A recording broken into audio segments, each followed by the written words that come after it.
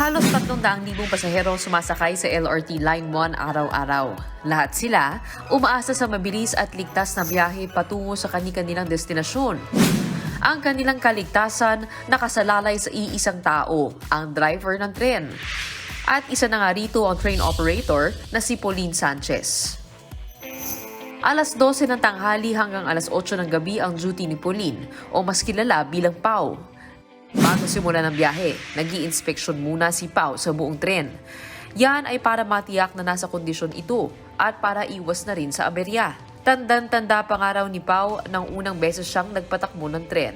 Yung first time ko nun ay talagang napakamahiyain ko nun. Siyempre first time, lahat naman talaga ng trabaho pag first time talagang talagang nakakaba po talaga.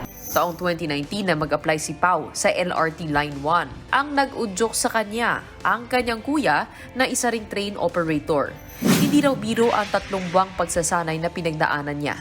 And may mga instances po nun talagang may binubuhat kaming mabibigat na bagay na kailangan mo talagang aralin bawat parte ng tren and yung mga function yung every buttons na i-operate mo sa train, kailangan kabisaduhin. Tapos yung mga speed limits po and yung proper stopping points talaga is kailangan talagang aralin. Pinakita na rin sa ating ni Pau ang itsura ng driver's cab na kanyang ginagalawan. So, good morning kapatid! Ngayon ipapakita ko sa inyo ang aming driver's cab. As you can see, maliit lang ang ating espasyo dito sa loob ng driver's cab. So dito ako yung umuupo pag nagdadrive ng train.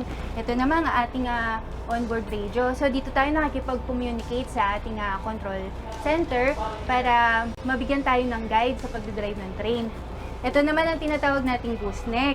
Dito tayo nag-announce ng public announcement para sa ating mga pasahero. Hindi raw uso ang diskriminasyon sa industriyang ginagalawan ni Pau. Sa katunayan, isa lamang si Pau sa 18 babaeng train operator ng LRT. At kung akala ng iba na madali lang ang magpatakbo ng tren, dyan daw kayo nagkakamali. Wala talagang exemptions kung ano yung dapat gawin ng mga lalaki is kailangan gawin din talaga namin mga babae. Siyempre po sa mga buttons and sa mga functions kasi every part niyan talaga is kailangan mo aralin yung open and doors close. Ang intervention sa doors, inaaral din po namin. Tapos kung may instances din po na bumababa yung hangin, kailangan din po namin bumaba ng truck to bypass naman po or isolate yung mga underbody na kailangang i-isolate po. Sa loob ng isang araw ay nakakatatlong balikang biyahe si Pau mula Baclaran papuntang Roosevelt na ngayon ay kilala na bilang Fernando Poe Jr. Station. Para kay Pau, ang buhay ay parang biyahe lang ng tren. Normal lang daw na makaranas ng aberya, pero ang importante, ma-enjoy mo ang biyahe. Mga kapatid, Gretchen Ho po, huwag maging huli at maging una sa lahat ng balitaan. Maging maalam at may pakialam sa mga napapanahong issue at balita sa bansa. Mag-subscribe at mag-follow sa News 5 social media pages.